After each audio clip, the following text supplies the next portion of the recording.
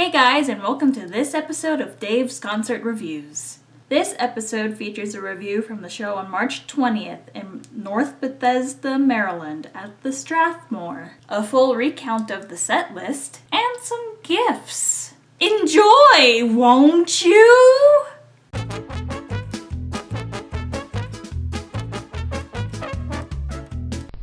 Hey, this is Dave Elvis Rossi. Just finished up show number 7 for us at Strathmore in North Bethesda, Maryland. Number 166 overall for me. Didn't do a little intro, I just went straight to the review because it was a long drive to get down here. It was snowing part of the way. I saw at least 5 cars off the road. One of them even, I think, had there was a crane pulling it off the side of the road. So it was dangerous down here. We just wanted to get down here and just get to the venue and just camp out there. So let's see. We did get here probably around 4 o'clock or so. Hung around in this lovely parking deck for about 2 hours, just relaxing, resting after the drive. Met up with Amy for dinner. The Strathmore has a little cafe in it. It's excellent food. Price is a little high, but you're captive. I had steak. It was great. Bob joined us, and then later on, after we were done eating, we were just hanging out in the cafe, just chatting. And I actually ran into Sharon, and Sharon had a fun day at the VIP party. She was actually picked to be Vanna White, which was exciting for her, although she did overdo it and she ended up pulling 2 hamstrings.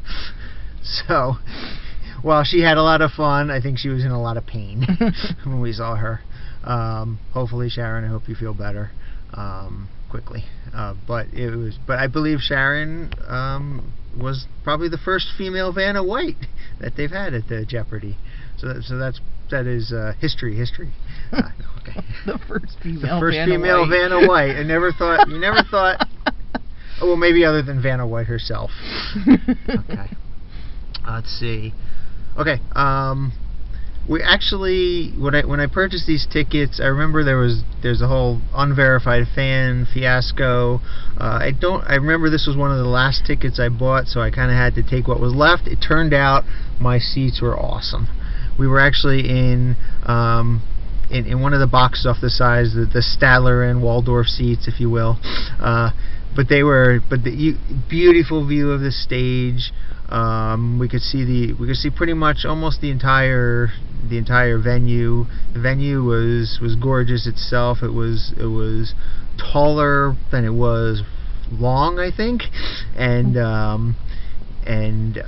it was like almost entirely wood, like just this, like, I think Emo's joke was that it was don't start a fire because this is made out of matchsticks. But yeah, it was a beautiful venue. Actually kind of wish I knew we could have gone in a little bit earlier so we could have sat in the venue instead of sat in the car, but it's okay. Emo had some new material today.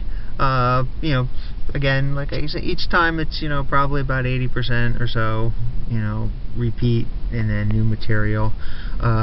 He did get a standing ovation as he left the stage, which he really liked. Al came out and said, kind of usually we start these shows with a half-hour session of a bongo solo, but we're going to skip over that, and he did Good Old Days.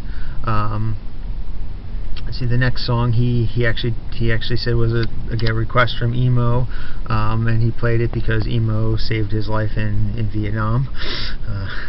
Dare to Be Stupid, the unplugged version. I actually like the set list today. He played a lot of songs that were album closers, including The Biggest Ball of Twine in Minnesota. He also did, not an album closer, but he did When I Was Your Age, and then he did Don't Download This Song, another album closer. Next song actually had a little false start. I think Jim was in the wrong key, and so he he started the song, and Al was like, what happened? And went over to Jim, and Jim was like, oh, I was in the wrong key. And Al was like, oh, I kind of like that key. But Jim corrected the key, and then they did My Own Eyes. So we got a little teaser of My Own Eyes and My Own Eyes. Oh, John and Steve, I don't know who's writing these contracts, but Al should probably review them, because they had time to get off 4 minutes to contemplate the meaning of existence, while Al, Jim, and Ruben played You Don't Love Me Anymore. This was a little rocking segment that they did. The build up to this song is longer than the actual song itself. Let Me Be Your Hog. I love hearing that one. I wish he would do a long version of it, but I understand why he does the short version, or the version I should really say. But again, another rocking song, I'll Sue Ya. Then a blues song, Generic Blues. He called for a drum solo. Then he did what he said. One of his favorites off Mandatory Fun, but they didn't do it on the last tour because they were worried people wouldn't sit for a 9-minute song about a ride on a bus, Jackson Park Express. And then this is, I believe this is the last of all the original songs that he's doing on this tour that I've yet to hear. And I was thrilled to hear it, because again, another album closer, but one of my favorites, off of In 3D, Nature Trail to Hell. So happy to hear that he really rocked it on that one. He also introduced it as a song about it. It was a movie title for a song, and everybody got excited. They thought it was going to be UHF, and he went, but it hasn't been written yet. Yes, a movie that hasn't been written yet, and then he kind of said Nature Trail to Hell, and then In 3D, reference back to the actual album. 9 months till Christmas, you know what that means. The Night Santa Went Crazy. And he actually gave a little backstory about the next one, how it's One More Minute, and he kind of told the story about how everyone knows it was his ex-girlfriend that he wrote the song about, and he took some liberties in writing it, but the truth was that they actually did break up, and she actually dumped him, and why. He asked her why, and she said, well, I left because she dumped him for another guy. Why did you leave me for the other guy? Well, the other guy was actually funny. Ouch. But now it helps me understand that song a little bit better. Albuquerque. You can't go wrong with that one. He did get a standing ovation on this one. The only reason I did not stand for it, it was dark in the theater, and I was in the Statler and Waldorf seats. I did not want to fall over. but basically everybody except for the people in the box seats stood for him, and I think they all had the same thoughts that I did. The medley, again, great to hear that. And then the cover song that everyone wants to know about. This was a Tom Petty and the Hearbreakers classic called Refugee. It sounded really good. I'm semi-familiar with that song. So again, looking forward to hearing that whenever. I would actually like to hear him do more Tom Petty. That song really suited him, I thought. Yeah, no, it sounded great. I think. I wouldn't be opposed to him doing more Tom Petty. I mean, it's hard to find a Tom Petty song that's not a good song and not worthy of being covered by Al. So, but hey, he's got, I don't know how many, 60 or so more concerts probably to do. So hey, he could do another Tom Petty song. He closed with the Saga Begins. I guess that's now his closer kind of. It seems like he's doing that one. I think maybe he's only done Yoda once or twice, which we haven't heard yet. Maybe my thinking is we might hear that at one of the Apollo shows, just so he'll mix it up a little bit. But I'm not. Hey, if he wants to continue to do the Saga Begins, it's okay. I like that song. It gets a great audience reaction. Again, a standing ovation.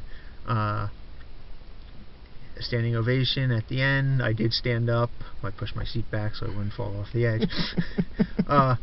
But throughout the whole show, since I was so secluded, I could actually and I wasn't going to bother anybody. I actually took a whole bunch of pictures on both my actual camera and my cell phone, and I was posting them on Facebook. So if you were following me my hashtag Vanity Tour posts. Hopefully you saw them, and hopefully they enjoyed them. I couldn't screen them, obviously, so if they're any are blurry, I apologize, but I tried to just take a couple and pick the best out of the ones that I took, without missing too much of the show. So we decided we're not going to hang out because of, although it actually doesn't look like it's raining or snowing here. The ground looks wet, but it's potentially could get icy and snowy. So we're not gonna wait out. We found the buses earlier. We're not gonna wait by them. It's cold and potential. The longer we wait, though, the better chance we have getting stuck in some kind of bad weather. We're not going back to New Jersey. We're staying in Arlington, Virginia, at a friend's house. Unfortunately, that friend was supposed to come with us to this concert. Unfortunately, she had a conflict. Well, unfortunate for us. I don't know about her. She probably she probably really needed. It was a meeting she really needed to, or a meeting with a person she really needed to take. So it was very important, and obviously I understand why she couldn't come. But unfortunately for us, she couldn't come. But she's still letting us stay at her house, which is nice. Okay. So thank you again for listening to my reviews. Hopefully you enjoyed the pictures this time. I don't know that I'll get to post pictures again because I don't think we have any other balcony seats. I think we're on the floor with everyone else on the rest of the shows. So next shows the next two shows are at the Apollo Historic Theater in Harlem. Looking forward to seeing that.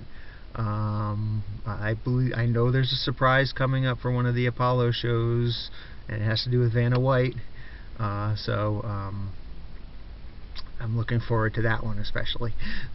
The pre-show for that one, we actually have the whole package for the Friday shows, the pre-show, the after-show, everything. So this is Dave Elvis Rossi signing off for YNN. Back to you, Alicia. Thank you for tuning in to this episode of Dave's Concert Reviews. If you have Weird Al related news or a concert review, you too can be a correspondent for YNN. Contact me and we'll set it up. Don't forget to like, subscribe, share, click the bell icon, and Patreonize the channel so that YouTube will promote us to the world and our community will reign supreme over all. Thanks for watching.